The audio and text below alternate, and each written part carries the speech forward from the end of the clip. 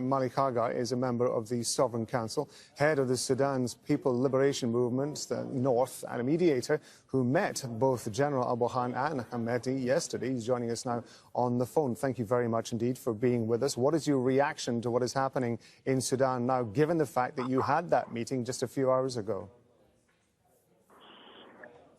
Well, thank you for having me. I don't know whether you are hearing me well because there is a heavy fighting around me here, and then you can hear the roar of the guns and the artillery. But anyway, it is a disturbing and worrying situation. Whoever wins is a loser, and we ought to do something about it. We tried to do that, and 3 days ago, myself, Jibril, and many, we tried to talk to both generals, the SRF and the Sudan Armed Forces, and we actually reached some sort of understanding that they freeze the situation till we are supposed actually to meet this morning at 10 with both of them, and then they both meet with us so that we diffuse the situation. Our preference was that we needed an immediate solution of the immediate problem, that we need to freeze the situation and then disengage the forces. And because both sides are in battle formations positions, and that one was a recipe to war, which have actually happened now. It is unfortunate that it happened. We are still exerting many efforts, trying to talk to both generals and trying to appeal to them so that if they could make immediate ceasefire and again freeze the situation till we find a solution.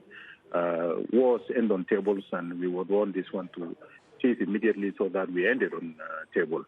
They have tried it, and it is a very devastating. And it's going to, if it continues, it's going to be devastating, and the losses are going to be very, very high. I'm not talking about the final solution. The final solution is a second priority now. The first priority is to make a ceasefire, immediate ceasefire, and freeze the situation. Well, just as you're talking to us now, looking at live pictures over Khartoum, there appears to be what looks like a military jet flying over the city at the moment. During the mediation efforts that you had over the last few weeks and the meetings that you had with the generals on both sides, did you have any indication at all that there was a chance that this situation could arise? Actually, it is a surprise because both sides assured us within all these meetings that we had that they are not going to move, they are going to freeze the situation. If they were to be believed, then we were saying that the situation could not have escalated such as it is now. We thought it's not going to escalate, and actually I was on my way to them so that we talked, and out of a sudden things took a dive immediately. It was a surprise to us who were very closely following the situation. Of course, when you put forces in a battle formation and in a very close range, you expect something to happen. But if you have a strong commanders, they will also control this not to happen. But things went ahead anyway. We don't know who started it, and it is unfortunate, whoever started it. And it is also unfortunate, whoever tried to win it is also losing much. And Sudan is losing.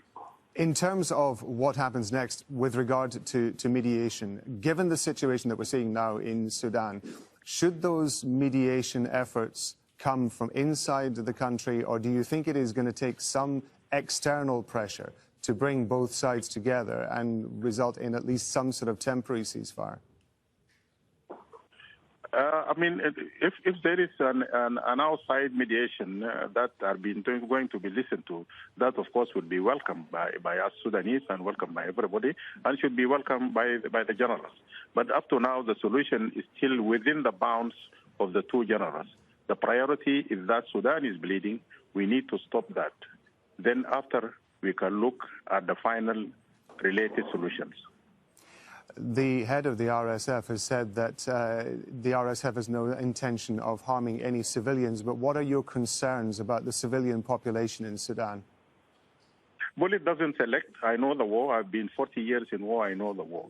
Bullet doesn't select. Whenever there is a bullet, there is also opportunists opportunistic people who can interfere in the war in a way or another for economical reasons, for greediness reasons. Things can, I mean, when the guns roar, things are not always under 100% control.